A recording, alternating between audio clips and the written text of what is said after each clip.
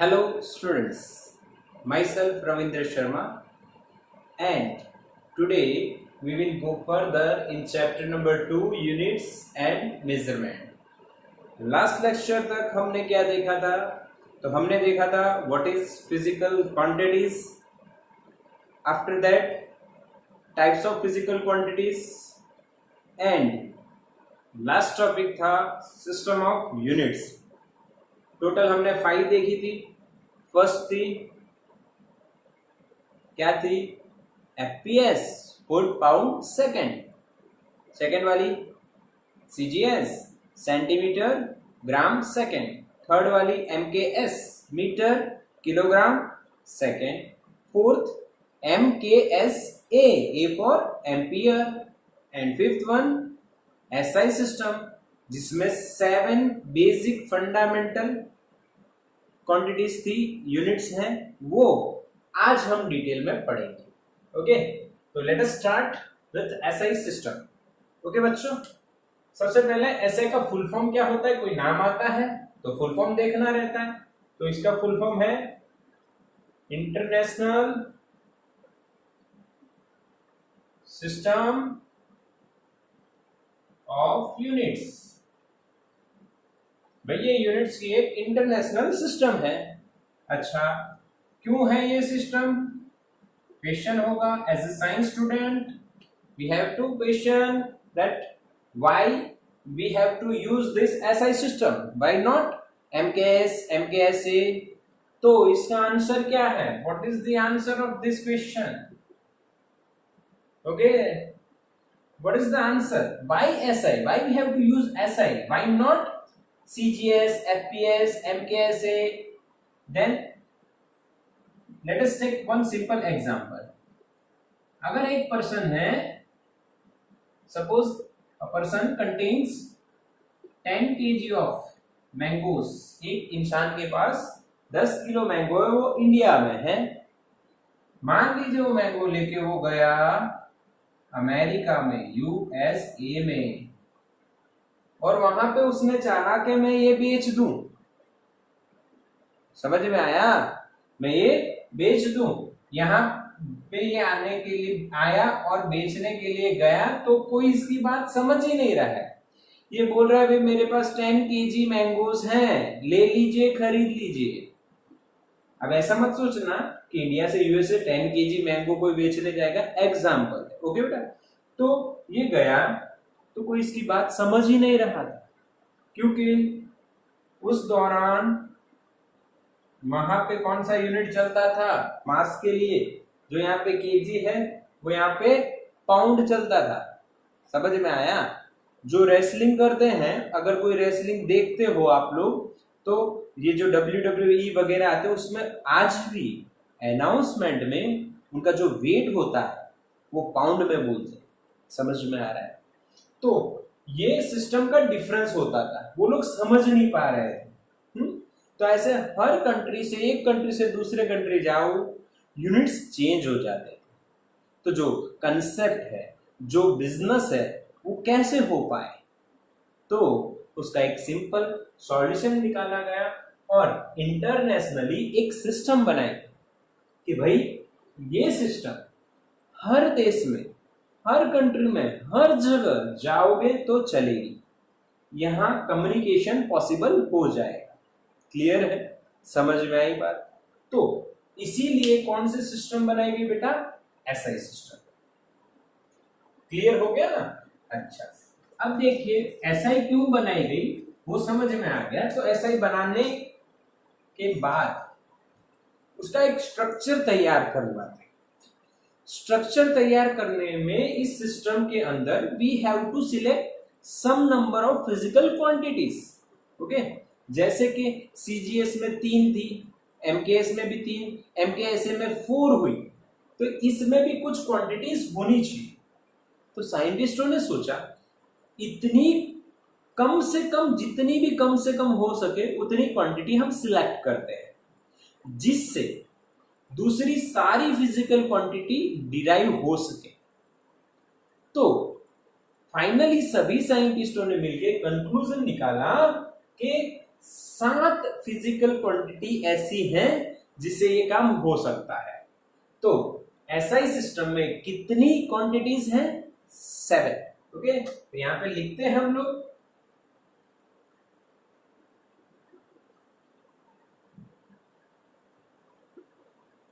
यहां पे physical quantity लिखेंगे, क्लियर ना, और यहां पे उसका यूनिट लिखेंगे एंड सिंबल। ओके, तो पहली जो सिलेक्ट की गई वो कौन सी सिलेक्ट की गई? तो सिलेक्ट की गई M for mass. Okay, mass select की गई पहली क्वांटिटी। अब ये जो मास है इसका यूनिट आपको पता है, किलोग्राम होता है, और सिंबल के तौर पे उसको लिखा जाता है केजी। क्या लिखा जाता है बेटा? केजी। ओके, सेकेंड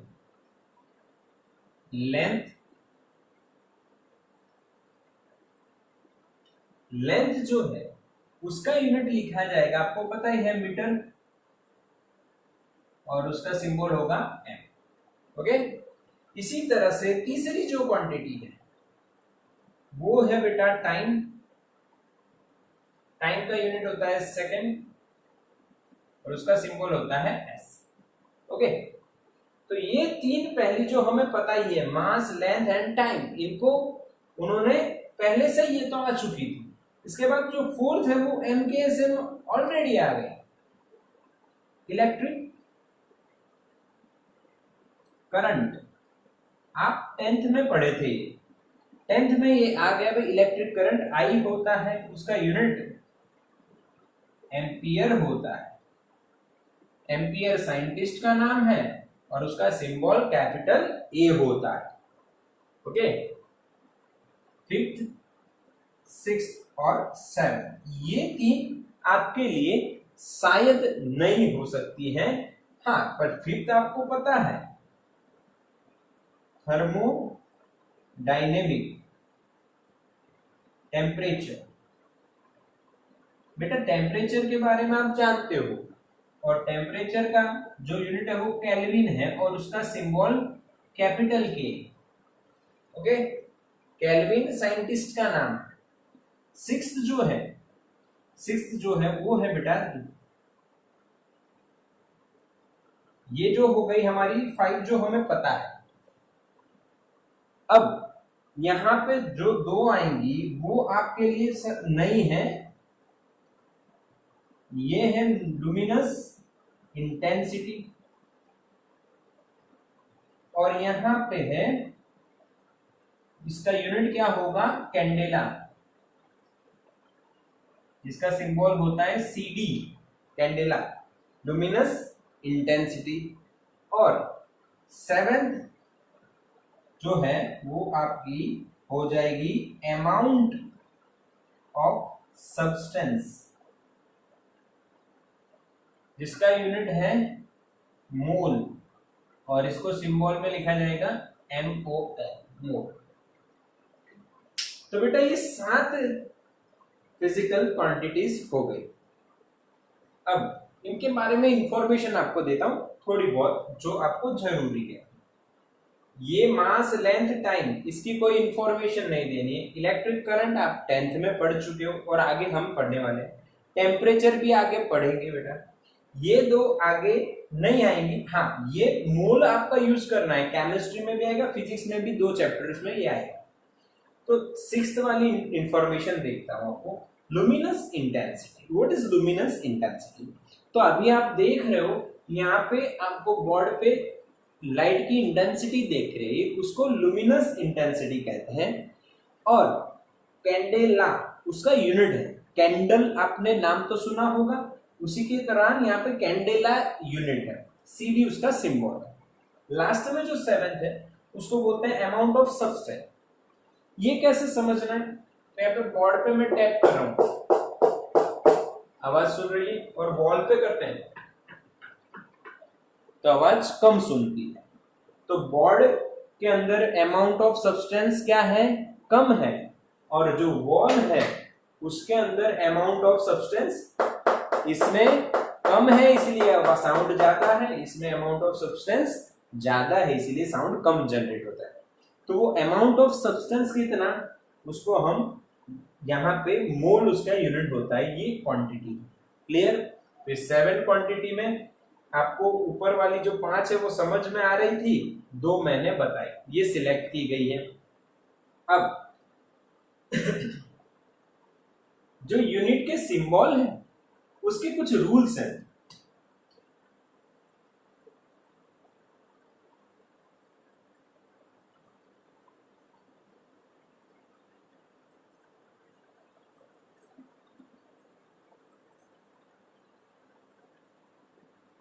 और सिंपल आप बोलो तो रूल्स फॉर यूनिट।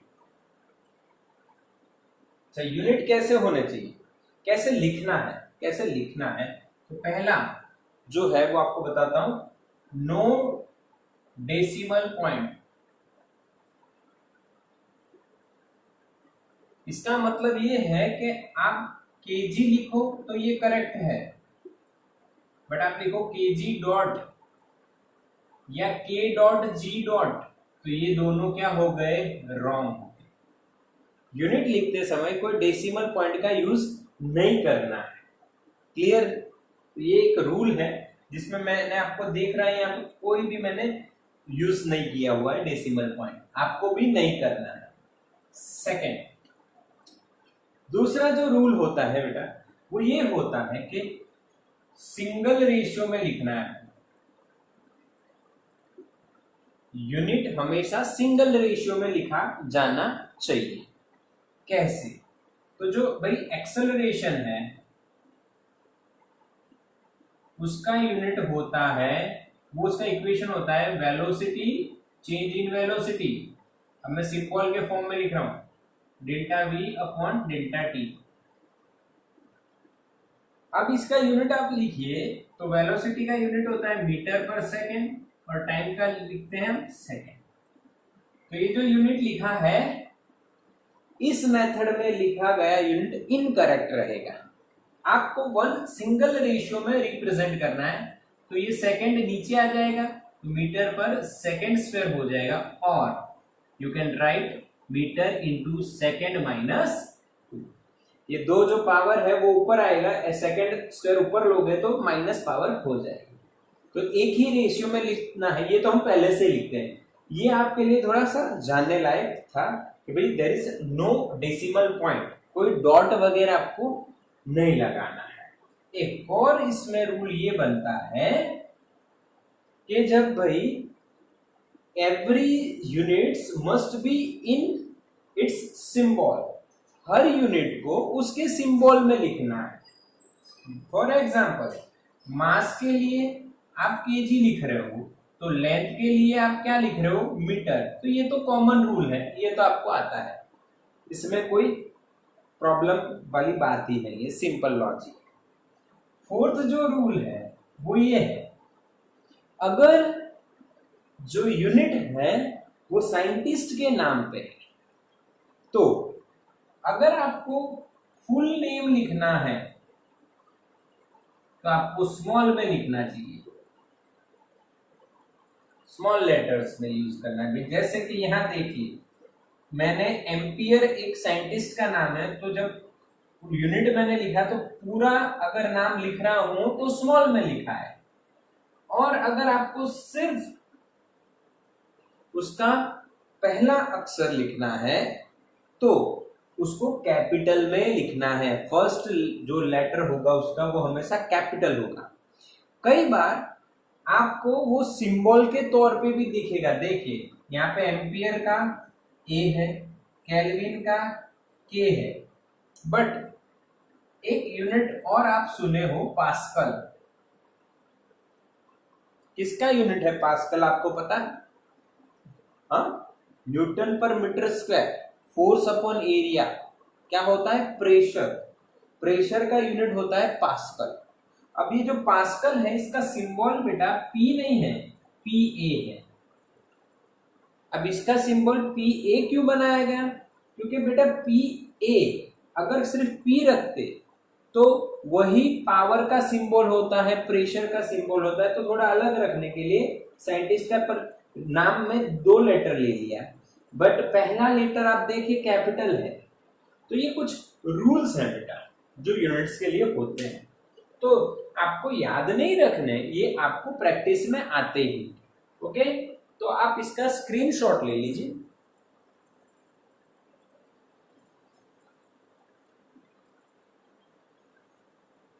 ओके, हो गया। चलिए, तो यहां पे हमारी एसआई सिस्टम कंप्लीट हो गई विथ 7 बेसिक और फंडामेंटल फिजिकल क्वांटिटीज। इनको बोली जाएगी फंडामेंटल फिजिकल क्वांटिटीज और बेस फिजिकल क्वांटिटीज। क्लियर हो गया? तो ये इनकी बात हो गई। अब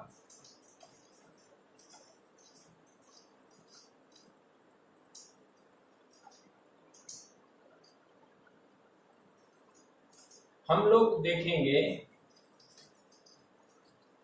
नेक्स्ट टॉपिक जो है टाइप्स ऑफ यूनिट्स देखेंगे।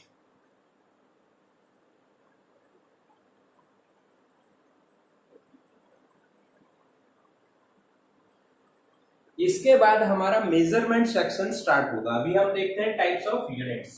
ओके, तो भाई टाइप्स ऑफ यूनिट्स क्या बनाए गए ये हम देखते हैं। तो पहला जो टाइप है वो आपको पता ही है, फंडामेंटल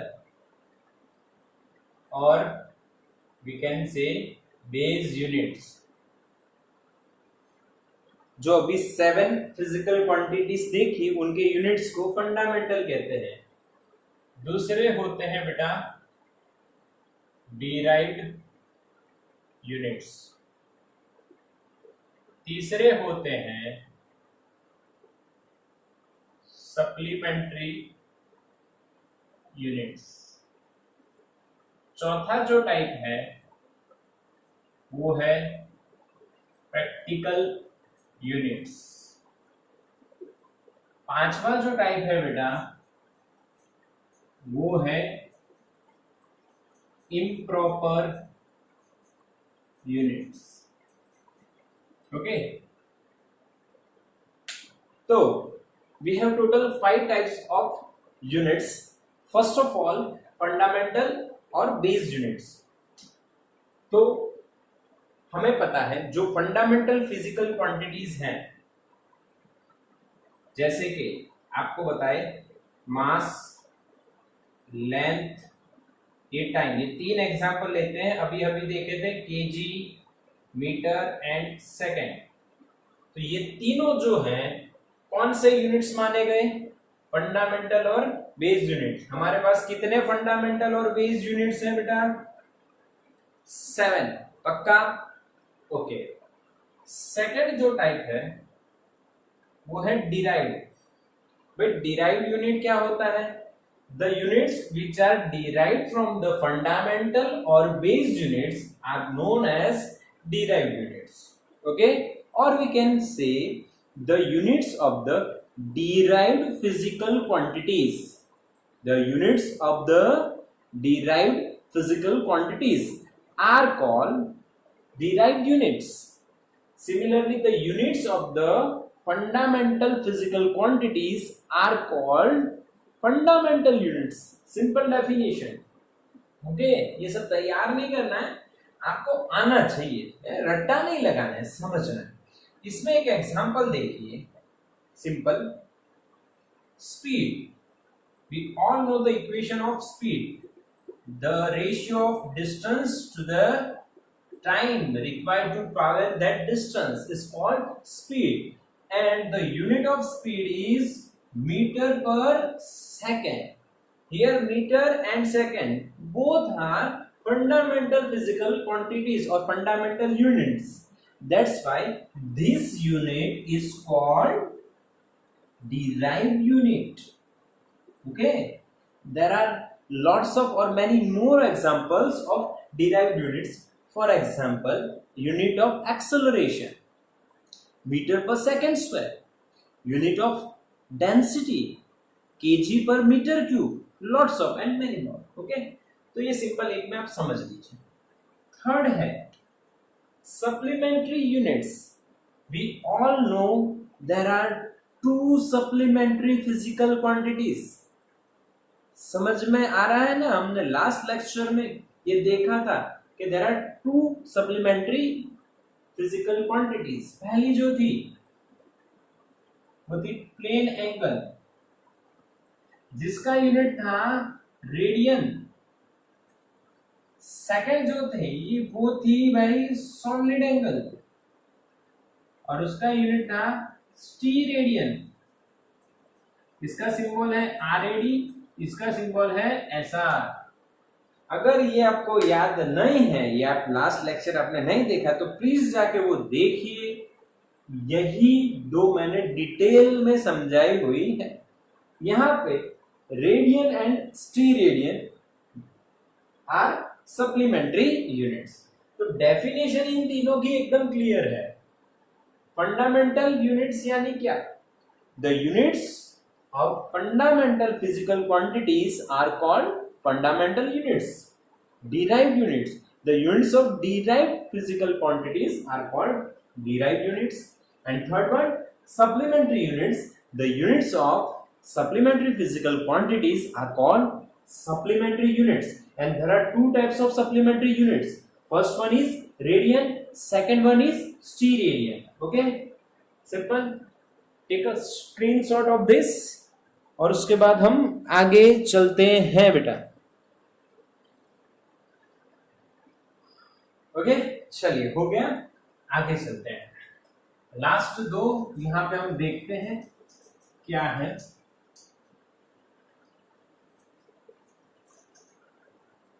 क्या नहीं. ओके, चलिए लास्ट प्रैक्टिकल और इम्प्रॉपर देखते हैं.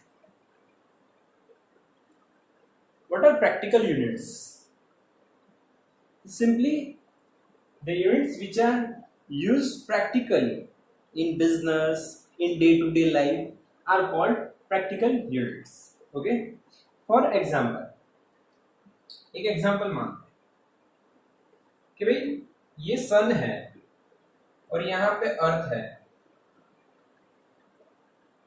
तो सन और अर्थ के बीच की दूरी हम मीटर में नहीं मेजर करते हैं. अगर वो हम मीटर में मेजर करते हैं तो जो वैल्यू है वो बहुत बड़ी हो जाती है. क्लियर? वो वैल्यू बहुत बड़ी हो जाती है. तो क्या किया गया? उसको नए यूनिट में कन्वर्ट किया गया जिसको बोलते हैं लाइट ईयर. क्या बोला गया? Light year. यानी एस्ट्रोनॉमिकल फिजिक्स में जो सन है, अर्थ है, उसके बाद सन और आप कुछ भी ले लीजिए, मार्स ले लीजिए, अर्थ और मार्स, यानी एस्ट्रोनॉमिकल जो डिस्टेंस है उनको मेजर करने के लिए कौन सा यूनिट बनाया गया बेटा? Light year. LY लिख सकते हो स्मॉल में, LY. ओके, लाइट ईयर सबको पता है. ओके, और प्रैक्टिकल यूनिट, ये पहला एग्जांपल. दूसरा प्रैक्टिकल यूनिट आपको बताता हूं. सिंपल बात करें, जो मोटर होती है यानी कि इंजिन्स होते हैं, घर में पानी की मोटर हो या बोरिंग मोटर हो, फिर या फोर व्हीलर में जो इंजन लगा हो, इनका मेजरमेंट होता है बेटा हॉर्स पावर में, HP. This is the mechanical unit for the power. Okay, similarly power के लिए एक और यूनिट आता है जिसको खुद आप यूनिट कह चुके हो, हाँ, या उसको आप किलोवाट आवर भी बात कर चुके हो 10th में. तो ये सारे जो हो गए unit for electrical unit, electricity bill जो आता है वो यूनिट में आता है. हॉर्स पावर जो मोटर का जो पावर होता है वो होता है. तो ये सारे बेटा कौन से यूनिट्स हो गए? प्रैक्टिकल. जैसे कि टन, हाँ, जैसे 100 kg होता है, 1000 kg होता है. ये kg की जगह हम लोग 100 kg को 1 टन बोलते हैं. इस तरह से अलग अलग प्रैक्टिकल यूनिट्स होते हैं. क्लियर है? ओके, ये सिर्फ समझने हैं. उसके बाद इम्प्रॉपर यूनिट्स आपके लिए ये नया है. प्रैक्टिकल यूनिट तो बहुत सारे आपको आते भी हैं और सीख जाओगे धीरे धीरे. इम्प्रॉपर यूनिट यानी क्या बेटा? भाई जो यूनिट बनाया गया है बेटा, वो उस क्वांटिटी को मेजर करता है लेकिन उस क्वांटिटी का यूनिट नहीं है। एक एग्जांपल से इसको आराम से समझना, ये थोड़ा सा एक लेवल अप है समझने के। जैसे कि हम लोग मास का जो यूनिट है केजी बोलते हैं, और अगर हम लोग मार्केट में जाते हैं और कुछ चीज हमें खरीदनी है तो भी हम उसको किलो में ही बोलते हैं, हाँ, KG gram kilogram, okay, kilogram में हम बोलते हैं। मास भी किलोग्राम, वेट भी किलोग्राम। आपको पता है वेट का असल में यूनिट W mg यानी न्यूटन होता है। क्या होता है? मास का केजी, जी का मीटर पर सेकंड स्क्वायर।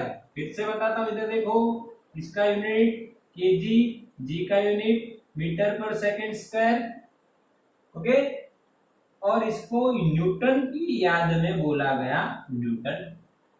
तो वेट का यूनिट तो होता है न्यूटन, बट प्रैक्टिकली हम उसको केजी बोलते हैं, सॉरी प्रैक्टिकली नहीं, इम्प्रॉपर हम उसको केजी बोलते हैं, रियलिटी में केजी ही यूज करते हैं, बट एक्चुअली में वो यूनिट है, उसका पूरा नाम है केजी वेट। क्या नाम है उस यूनिट का? KG weight. यहाँ पे ये यूनिट होता है इम्प्रॉपर, बट ये साइंस में, फिजिक्स में माना गया है कि हम इसको बोल सकते हैं किलोग्राम वेट, यानी कि जितना भी किलोग्राम है उसको जी से मल्टीप्लाई कर दो। किससे मल्टीप्लाई कर दो? जी से। मास को जी से मल्टीप्लाई करोगे तो वेट मिल गया। समझ में आया ना? यानी kilogram weight is improper unit because kilogram is the unit of mass and here we are using that unit for weight, okay? तो यहाँ पे हमारे 1 2 3 4 5 टाइप्स हो गए। कौन से टाइप हुए बेटा? Types of units.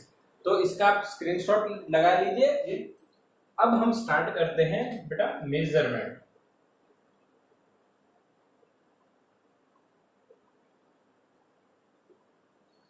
अब मेजरमेंट के बारे में मैं ऐसा तो नहीं बताना चाहता कि भाई ये है क्या, क्योंकि सबको पता है कि मेजरमेंट क्या होता है, किस तरह से, किसका कैसे किया जाता है, वो आपको कुछ हद तक आता होगा। कई चीजों का आता है, कई चीजों का आप सीखोगे धीरे धीरे, ओके। तो हम लोग मेजरमेंट कितनी चीजों का करने वाले हैं? हम लोग 3 चीजों का। पहले लेंथ, फिर मास, और उसके बाद टाइम देखेंगे, ओके।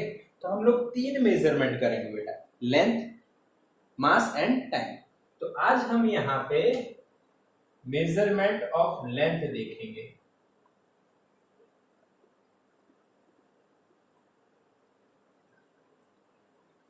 अब बेटा लेंथ का मेजरमेंट देखना क्या है, आपको आता ही है। लेंथ किस तरह से हम बचपन से मेजर करते हैं।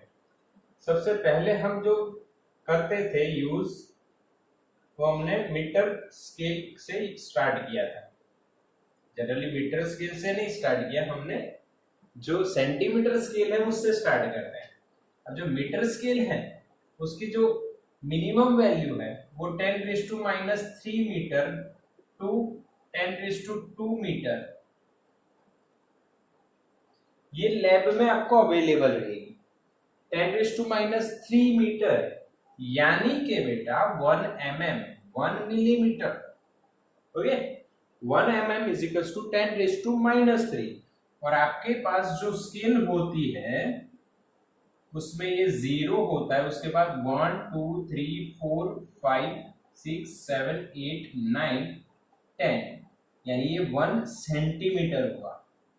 And the 10th part of 1 centimetre is known as 1 mm, ये 1 mm हुआ। और 1 millimetre is equal to 10⁻³ metre.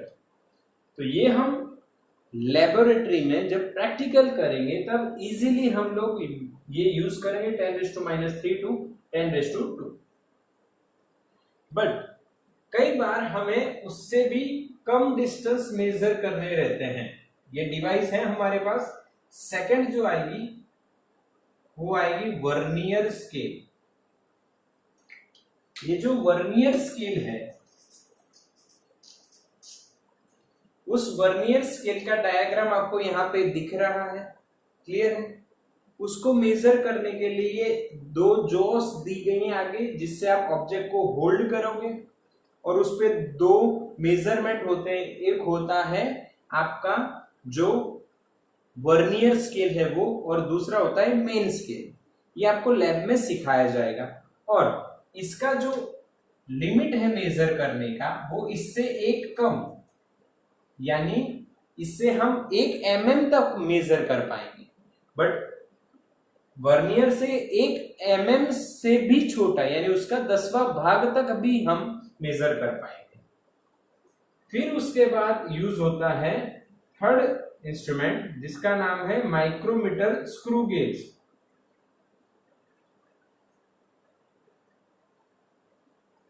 जिससे आप लोग 10⁻⁵ मीटर जितना मेजर करोगे। स्क्रू गेज की जो डायग्राम है वो आपको यहाँ दिख रहा है। स्क्रू गेज भी एक सिंपल स्क्रू टाइप है, उसमें यू शेप बना हुआ है और एक स्क्रू है।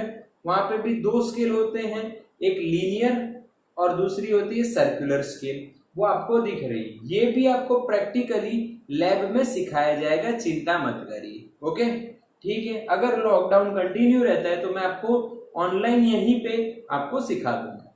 चलिए, तो ये सेकंड हो गया स्क्रू गेज। ये थर्ड हो गया जिससे हम 10⁻⁵ मीटर, यदि इतना छोटा, ये छोटा होता जा रहा है उतना छोटा हम मेजर कर पाएंगे।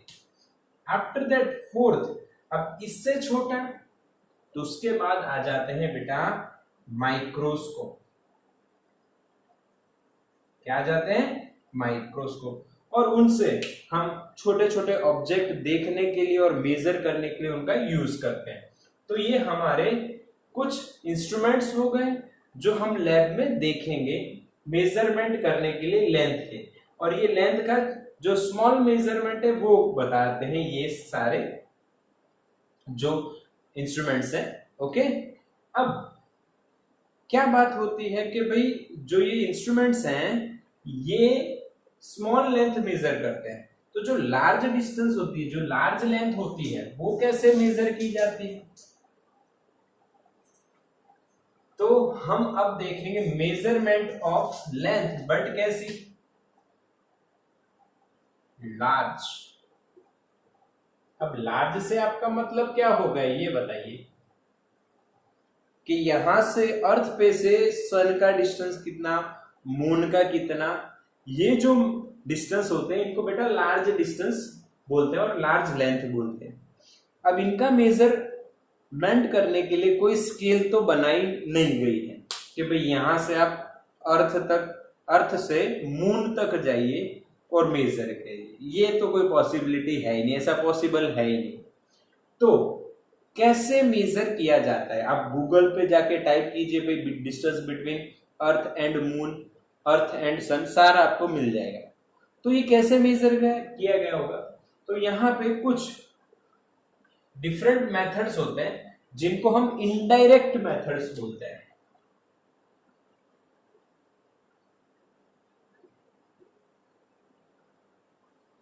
और इनडायरेक्ट मेथड में हम जो पढ़ेंगे उसका नाम है पैरेलैक्स मेथड। आज हम ये पढ़ेंगे बेटा। कौन सी मेथड है? Parallax method. Okay, parallax method समझने के लिए आपको क्या करना है ये बता देता हूं आपको। सबसे पहले पैरेलैक्स क्या है? पैरेलैक्स क्या? इनडायरेक्ट का मतलब डायरेक्टली स्केल से नहीं, पर कोई अलग रीत, कोई अलग मेथड, वो है पैरेलैक्स। तो what is parallax? First of all एक एक्सपेरिमेंट है। आप अपने हिसाब से, अपने पास एक पेन होगी, उसको ले लीजिए। आप भी परफॉर्म कीजिए, मैं भी परफॉर्म करता हूं। मैं यहाँ पे आपको ऐसे डायरेक्टली नहीं बता पाऊंगा, आपको परफॉर्म करना पड़ेगा।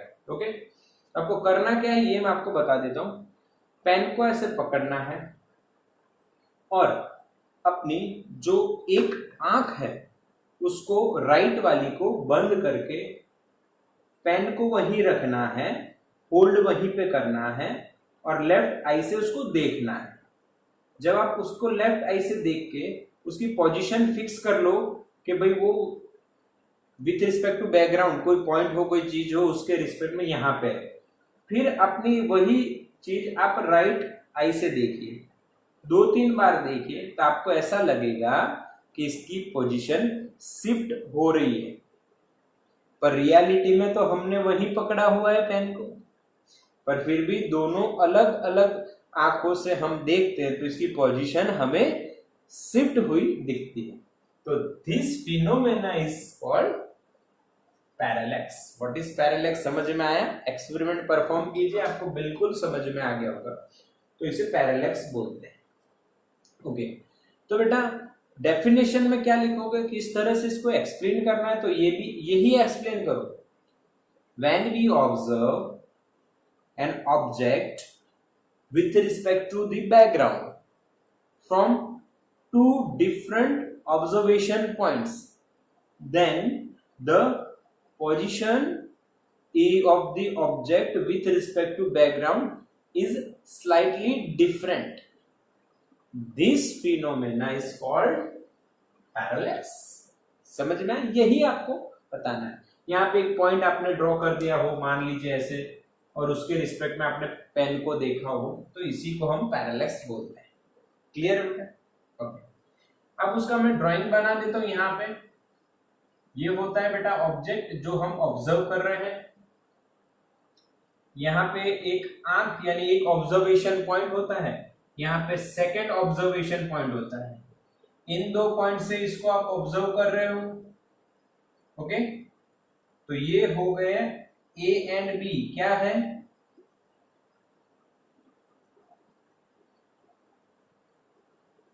Observation point. ऑब्जेक्ट है हमारे ऊपर, उसको हम ऑब्जर्व कर रहे हैं। ओके, ये जो ए और बी के बीच का डिस्टेंस है, इसको बोला गया है बेसिस। तो बेसिस की डेफिनेशन क्या है? The distance between two observation points is called basis. Clear?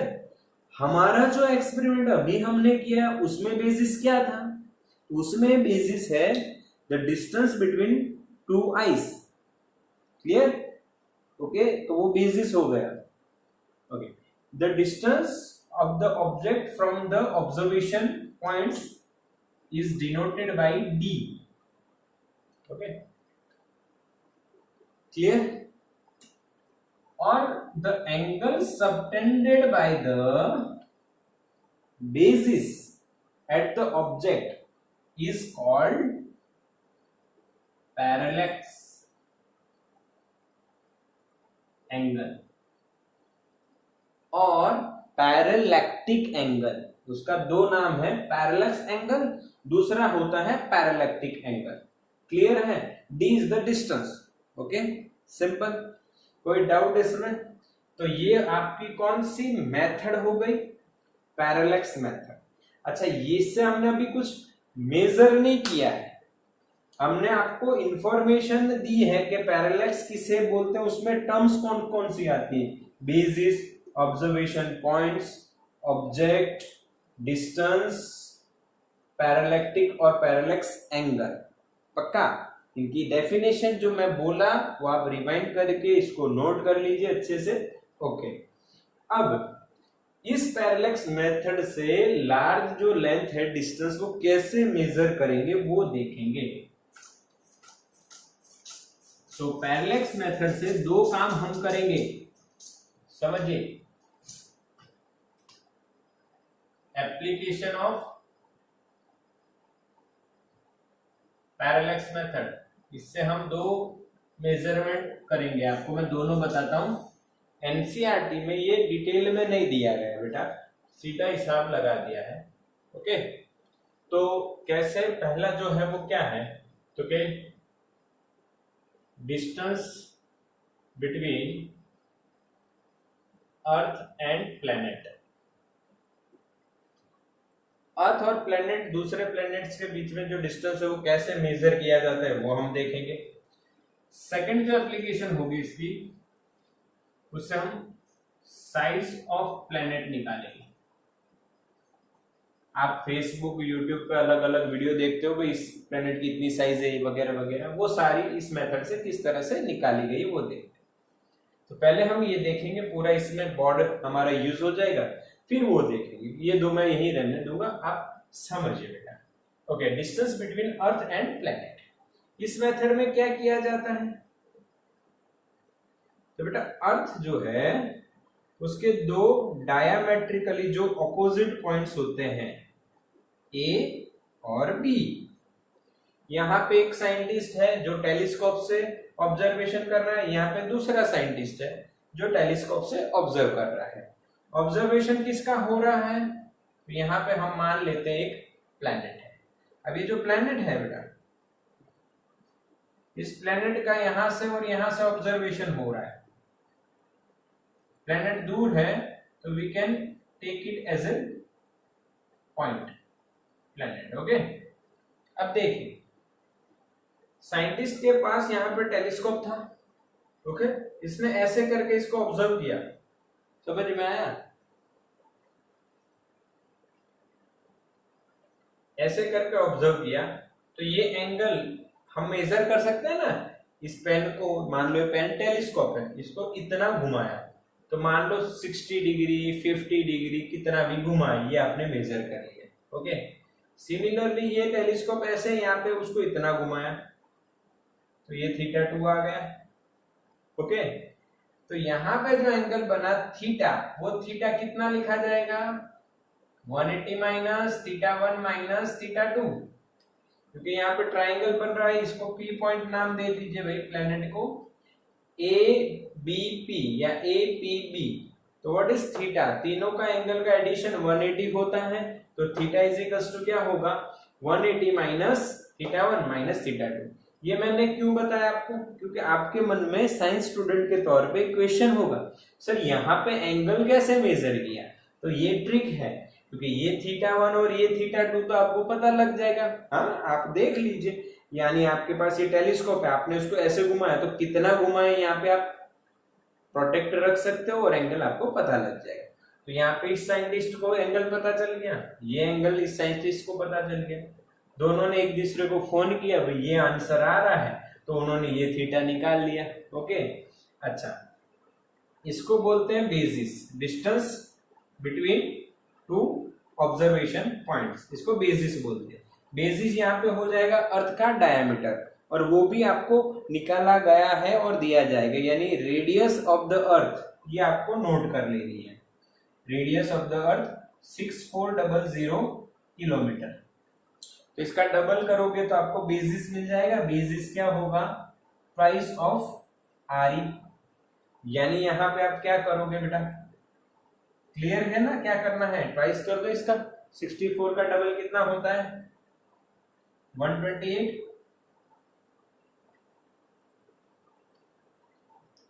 Clear ना, ये इतना किलोमीटर उसका बेसिस आपका अप्रोक्सीमेटली ये आ जाएगा। तो ये बेसिस आपके पास है। अब ये कैसे निकाला गया, ये तो आपको दिया गया है, ये आपको ढूंढना नहीं, ये मानना है आपको भी। ओके, तो ये आप समझ लो। तो यहाँ पे अब हम कैसे ये distance between earth and planet निकालते हैं, तो यहाँ पे आपको ये बात समझनी है कि ये डिस्टेंस बहुत ज्यादा है, तो यहाँ पे B is less then D।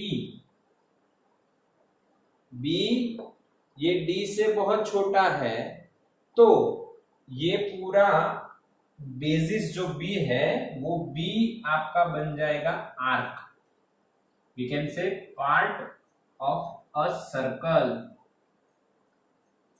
क्या बन जाएगा, आर्क। अब कैसे बनेगा ये देखिए, समझो, इतने में तो नहीं बता सकता, इतने बड़े में, छोटे में बताते हैं यहाँ पे। ये बेटा बेसिस है, ओके, और यहाँ पे हमारा पॉइंट नजदीक है,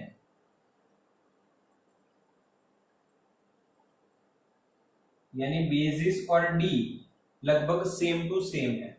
तो यहाँ पे आप ड्रॉ करो तो ये कोई सर्कल नहीं बनेगा, बट अगर बेसिस डी से बहुत छोटा हो, यानी मैं इसको बी को बहुत बड़ा कर दूं और बेसिस को हम छोटा ले लें, ये बेसिस हो गया और ये डी बड़ा कर दिया, तो जब आप इसको ड्रॉ करोगे बेटा तो आप क्या पाओगे, बताओ क्या पता चला, basis is the part of the circle, small part, और उसको हम क्या मान सकते हैं, आर्क। तो ये एंगल आपको पता है थीटा, ये है बेसिस यानी ये आर्क, तो ये क्या हो गई, रेडियस। तो plane angle theta is equals to arc upon radius, equation लग जाएगा बेटा। क्लियर हुआ ना, ये कंसेप्ट बहुत अच्छा कंसेप्ट आपको मिल रहा है बेटा, और इसको बराबर ध्यान से आपको लिख लेना है कि theta is equals to arc upon radius.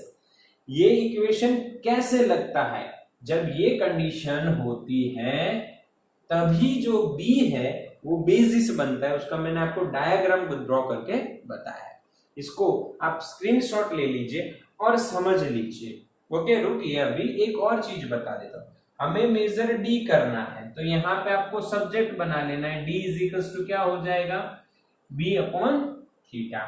B आपका बेसिस रेडी है, मीटर में कन्वर्ट करोगे 1000 से मल्टीप्लाई कर दो, किलोमीटर मीटर हो गया। और जो थीटा है बेटा वो थीटा किस में आएगा, यहाँ पे रेडियन, डिग्री में नहीं, किस में आएगा, रेडियन में। बोलो पक्का। तो अब आप इसका स्क्रीनशॉट ले लीजिए और एक बार रिवाइंड करके फिर से इसको आराम से समझिए।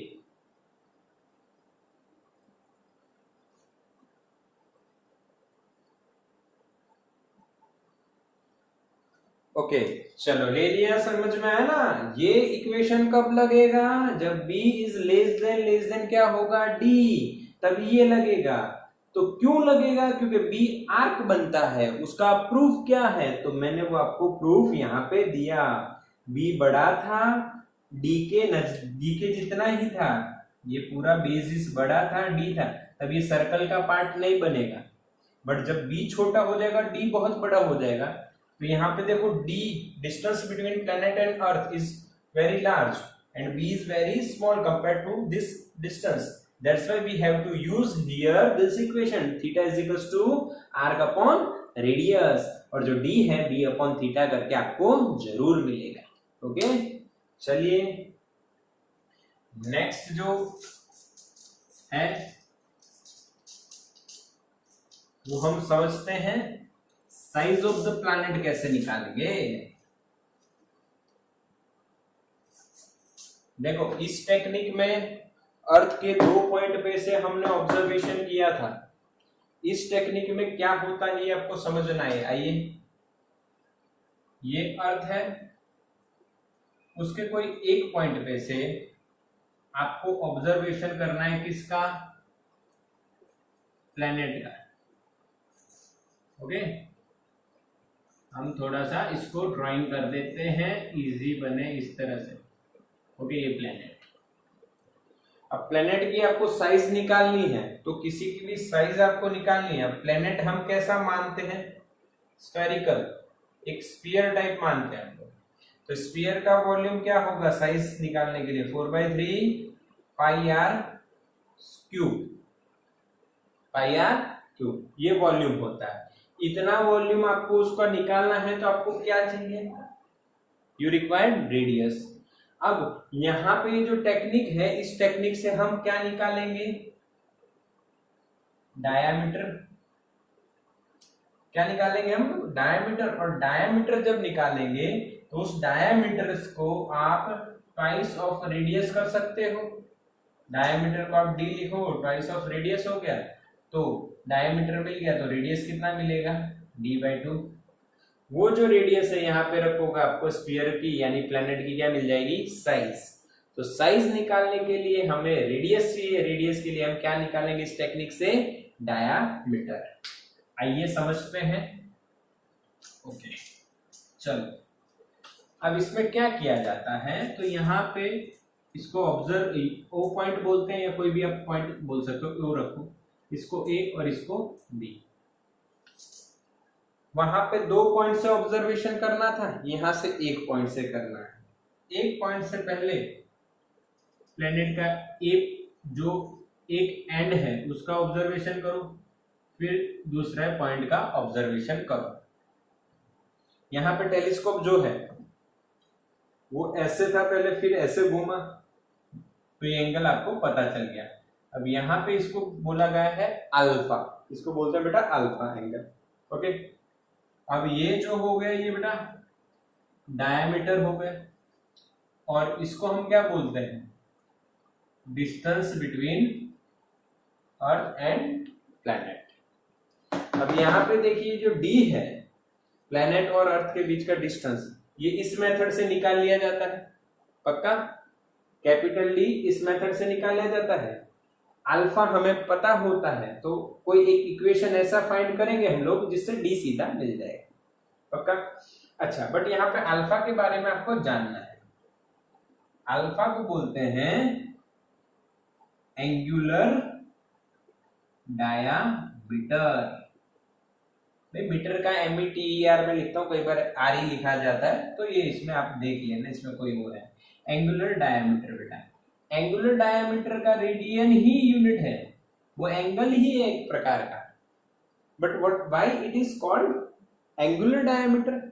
तो this alpha is the angle formed by the diameter of the planet, that's why it is called angular diameter. Simple. Rewind करके क्या मैं एक बार फिर बोल देता हूं, the angle formed by the diameter of the planet is called angular diameter। समझ में आया? यानी क्यों बेटा, ये क्या है, तो भाई ये जो पेन है इसकी जो लेंथ है उसके द्वारा आपके आंख पे एक एंगल बन रहा है, वो आप ऐसे ऐसे करके मेजर कर सकते हो। दूर जाओगे तो एंगल क्या होता जाएगा, छोटा। समझ में आया? उसको बोलते हैं हम लोग एंगुलर डायमीटर। ओके, अब यहां पे भी अगेन वही कंडीशन आ जाएगी, if d is less than capital D, then d बहुत छोटा हो और कैपिटल D बहुत बड़ा हो, तो small d becomes the part of the circle, that means arc, and we can use the equation angle is equals to arc upon radius। okay, alpha is equals to angle is equals to arc upon radius। okay, and this the diameter of the planet D, diameter of the planet D is equals to alpha into capital D, alpha into capital D। alpha का unit of alpha is radian, diameter radius, distance between the earth and planet metre, and diameter का भी unit क्या रहेगा बेटा, metre. Okay, तो ये हो गई how to measure size of the planet, जिसमें हमने उसका डायमीटर निकाला, डायमीटर से रेडियस मिल जाएगा और रेडियस से उसका वॉल्यूम मिलता है बेटा। क्लियर है? कोई डाउट? तो कितनी मेथड हो गई पैरेलैक्स मेथड का यूज करके हम क्या निकाल सकते हैं बेटा, distance between earth and planet and size of the planet. इसके जो सम्स है वो हम नेक्स्ट लेक्चर में करेंगे। आप इनकी नोट्स तैयार कर लेना बेटा। Okay, thank you.